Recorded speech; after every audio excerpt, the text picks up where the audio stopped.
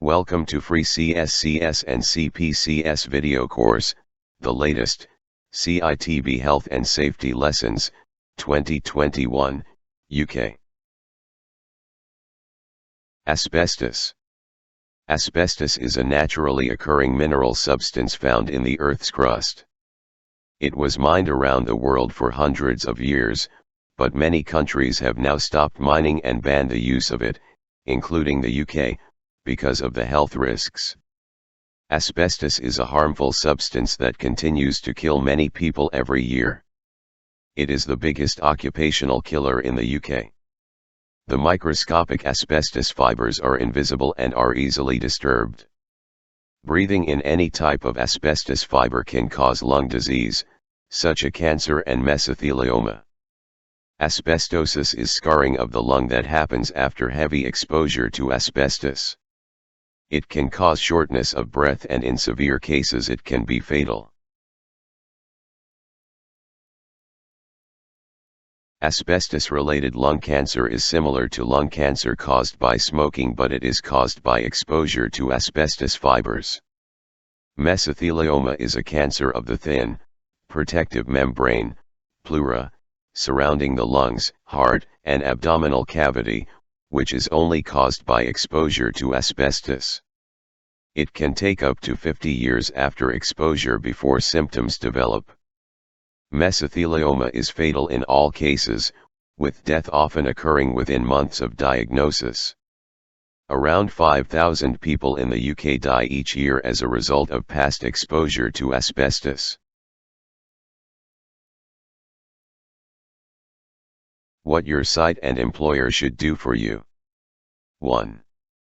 Make sure that information about the location of asbestos is made available to the workforce and others who may be affected. This information should be in the site asbestos register. 2. Develop suitable control measures to manage your exposure. 3. Provide you with suitable training, relevant to the level of work being carried out. 4. Provide appropriate personal protective equipment, PPE, where needed. 5. Provide supervision to make sure the control measures are being used properly. What you should do for your site and employer. 1. Follow any system of work that your employer has in place.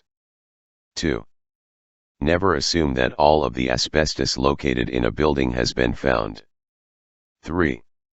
Make sure that you wear any PPE properly. 4. Stop work, keep away and warn others if you think you have discovered asbestos. 5. Attend health surveillance, when requested by your employer.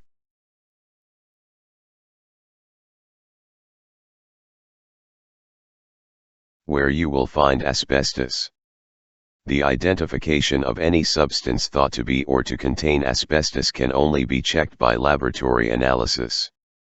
There are 3 main types of asbestos. Blue asbestos, crocidolite. Has good insulation properties and was often used in lagging. It is highly carcinogenic. Brown asbestos, amosite.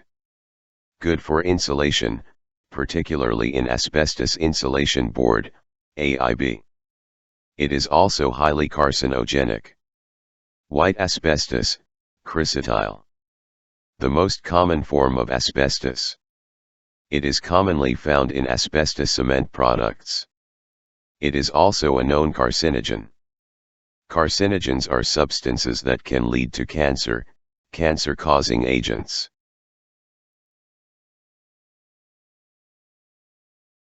Asbestos pipework. It has been estimated that asbestos was included in over 5,000 construction products from the 1940s to the 1980s. Asbestos and asbestos-containing materials, ACMS, were mainly used in the following. Sprayed coatings to ceilings, columns, and beams. Lagging of boilers, pipework, or ducting. Pipework and boiler gaskets. Suspended ceiling tiles and floor tiles. Partitions and ceilings. Soffit panels and window boards. Asbestos cement roofing sheets, water tanks, and pipes. Asbestos cement board or sheets used as permanent formwork. Any building constructed before 2000 must, by law, be considered as potentially containing asbestos, and must be subject to an appropriate survey. Asbestos is often hidden above suspended ceilings and behind walls. Workers should stay aware and assume that asbestos may still be present, even after a survey has been completed.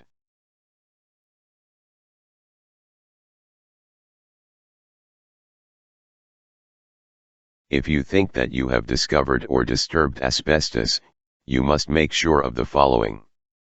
Stop work immediately. Warn others nearby to keep away. Tell your supervisor or employer. Asbestos surveys. An asbestos survey should be undertaken by a competent person before the work starts. The results of the survey are essential in planning the work. There are two types of asbestos survey. Management survey. To assess how to manage and protect asbestos in an occupied building. Refurbishment or demolition survey. This must be undertaken before any invasive construction work starts. This survey is much more comprehensive than a management survey. Asbestos can only be correctly identified by getting a sample analyzed in a laboratory. In the absence of a laboratory report, it must be assumed that the material contains asbestos.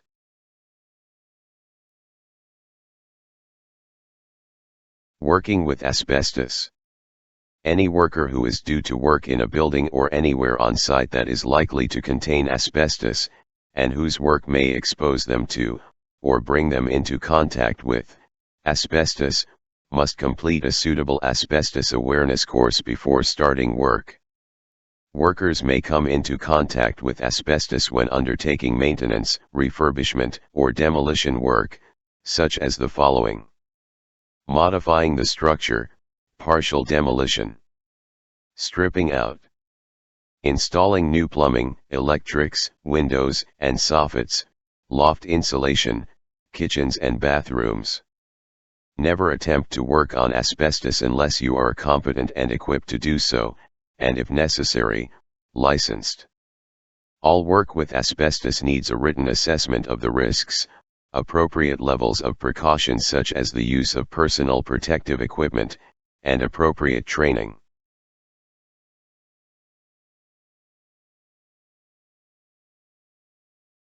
Asbestos removal. Projects can be categorized in the following ways. Licensed asbestos work. Notifiable non-licensed work. Non-licensed work.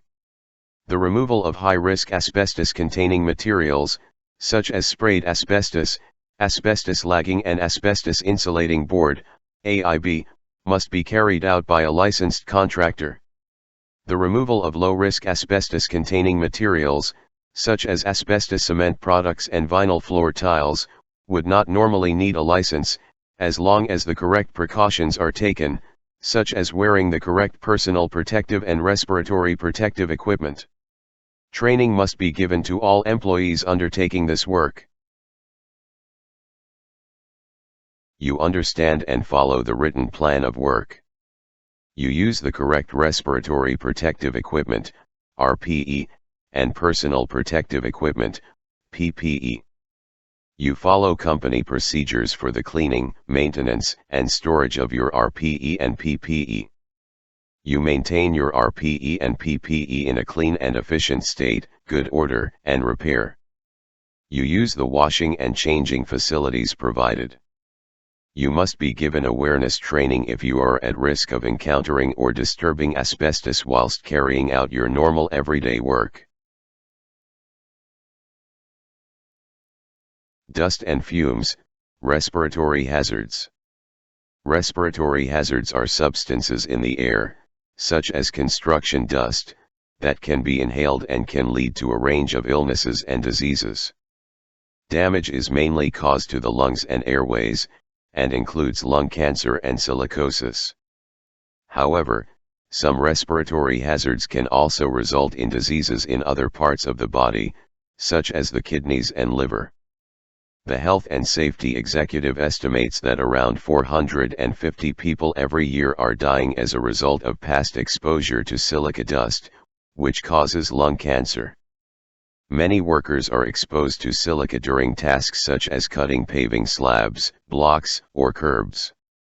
As well as deaths from respiratory hazards, many more workers suffer chronic, debilitating health conditions, such as occupational asthma, from breathing in hazardous substances on site. Many people are forced to leave the industry because of work-related ill health.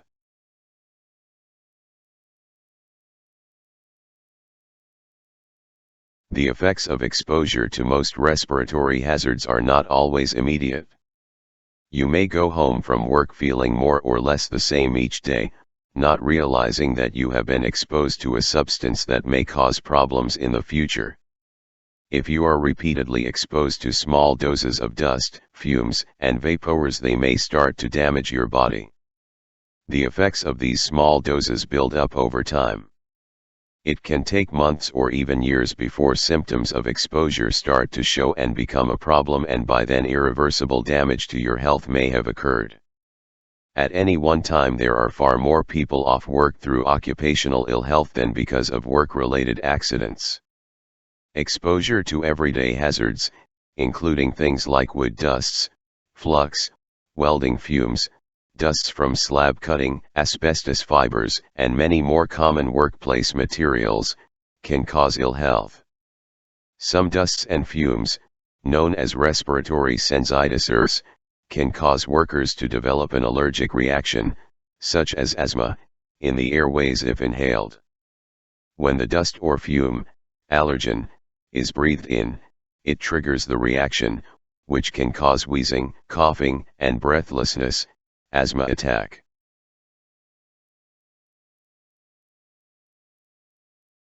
Breathing in hazardous airborne substances can also cause serious health problems, such as bronchitis and many other respiratory diseases, including various types of cancer. Exposure to solvent vapors can cause acute, immediate, effects as well as chronic, long-term, illness. This means an affected person can suffer headaches, dizziness, unconsciousness, and even death if they are exposed to high concentrations of airborne hazardous substances, particularly if exposed in a restricted, poorly ventilated, or confined space. Workers in the construction industry are exposed to many materials and products, some of which are particular respiratory hazards, such as asbestos, cement, stone, silica, lead, MDF, plastics, epoxies and solvents. You and your site employer. What your site and employer should do for you. 1. Make sure that respiratory, breathing, hazards, such as dust, fumes, and vapors, are either removed completely or minimized. 2. Provide equipment and systems to make sure that exposures to respiratory hazards are reduced to the lowest level possible. 3. Provide information, instruction, and training on the hazards and controls, such as on tool extraction and wet cutting methods. 4. Issue you with the correct respiratory protective equipment, RPE, needed to protect your health, and train you how to properly check it, wear it, clean it, store it, and look after it, and tell you what to do if it is damaged or lost.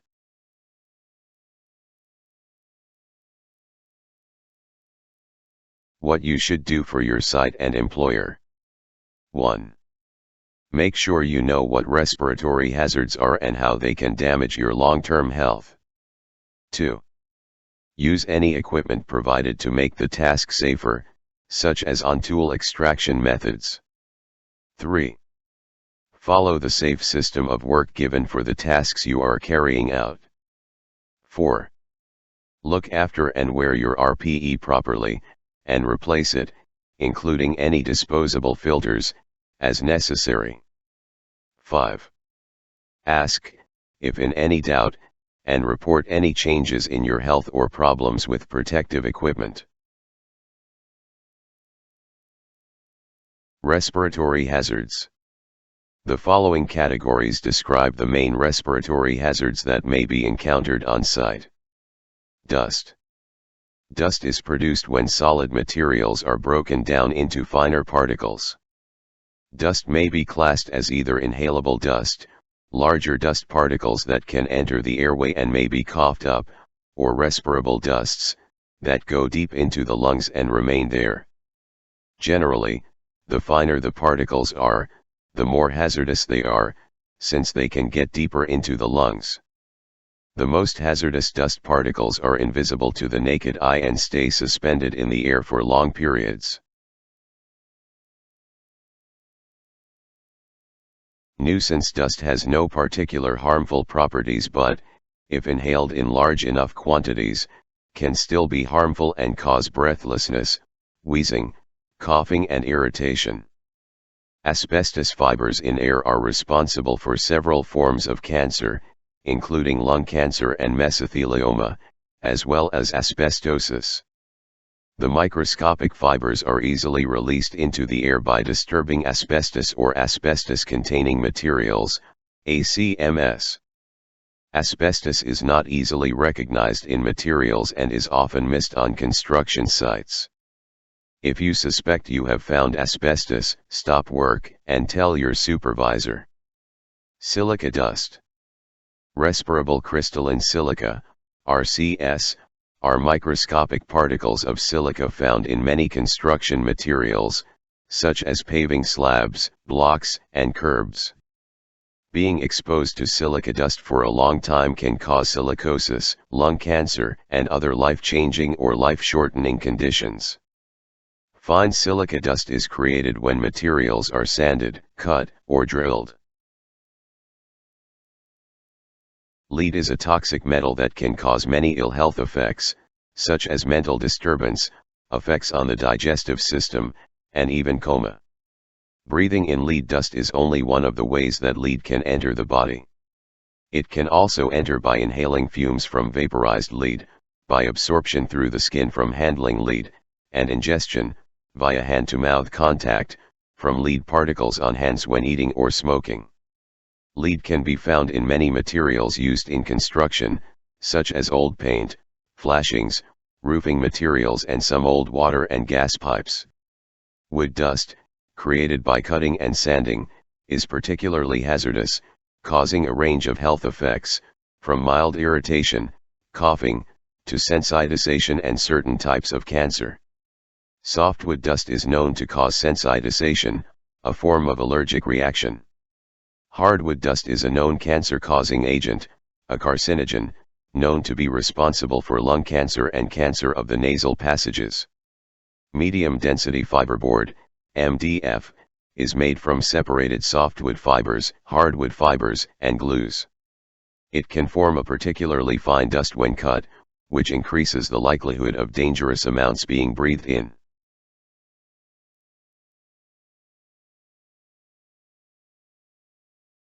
Bird and bat droppings, accumulations of which can be common on construction sites, particularly on demolition or redevelopment projects.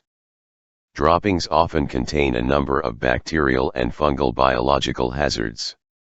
If disturbed, they can release a hazardous airborne dust that can result in severe respiratory illness, such as psittacosis, that typically causes flu-like symptoms, fever, headache, and muscle aches, but can lead to severe pneumonia and non-respiratory health problems.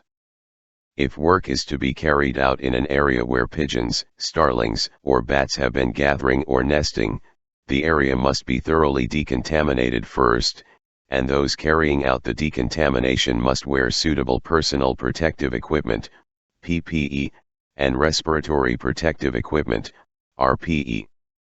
Dust is by far the most common hazard on construction sites and in construction work. Silica is the biggest risk to construction workers after asbestos. Heavy and prolonged exposure to RCS can cause lung cancer and other serious respiratory diseases.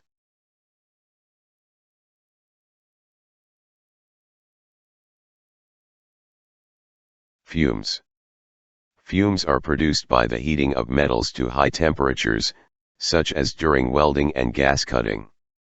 Fumes are effectively gases that contain tiny metal particles, molecules, that can be inhaled. Metal fume fever is one of the main illnesses caused by breathing in metal fumes. It is caused by inhaling fumes from the welding or hot working of a number of metals, particularly galvanized steel. It is an acute illness, causing flu-like symptoms. Vehicle exhaust emissions. Fumes are produced by the heating of metals to high temperatures, such as during welding and gas cutting. Fumes are effectively gases that contain tiny metal particles, molecules, that can be inhaled. Metal fume fever is one of the main illnesses caused by breathing in metal fumes. It is caused by inhaling fumes from the welding or hot working of a number of metals, particularly galvanized steel. It is an acute illness, causing flu-like symptoms. Vehicle exhaust emissions. Personal carbon monoxide alarm. Vehicle exhaust emissions contain many hazardous substances, including toxic gases and particulates.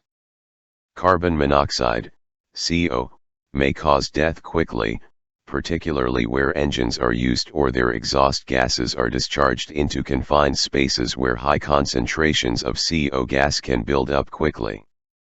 Sooty particles from diesel engines are very fine, and can penetrate deep into the lung, causing lung cancer.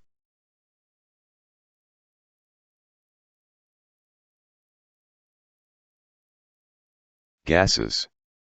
Gases are chemicals in their gaseous state at room temperature. They mix with the air we breathe, and may be a simple asphyxiant, such as nitrogen, or toxic, such as hydrogen sulfide. Hydrogen sulfide, H2S, is given off by rotting organic substances, such as sewage and rotting vegetation. It can build up in poorly ventilated or confined spaces, such as sewers, drains, silos and slurry tanks. H2S smells of rotten eggs and attacks the nerve endings in the nose, disabling them. People think that, if they can no longer smell it, the gas has disappeared, but it is still there and has simply disabled the sense of smell. At some concentrations, H2S can cause unconsciousness within a few breaths, and death in a short space of time. Other toxic gases that are often found in construction are carbon dioxide and carbon monoxide, although they usually only reach toxic concentrations when released into confined spaces or restricted spaces with poor ventilation. Carbon dioxide and carbon monoxide are colorless, odorless, and tasteless. Both can cause loss of consciousness and death in a short time. Acute exposure to high concentrations of hydrogen sulfide can result in collapse, knockdown, respiratory paralysis, cyanosis, convulsions, coma, cardiac arrhythmias and death within minutes.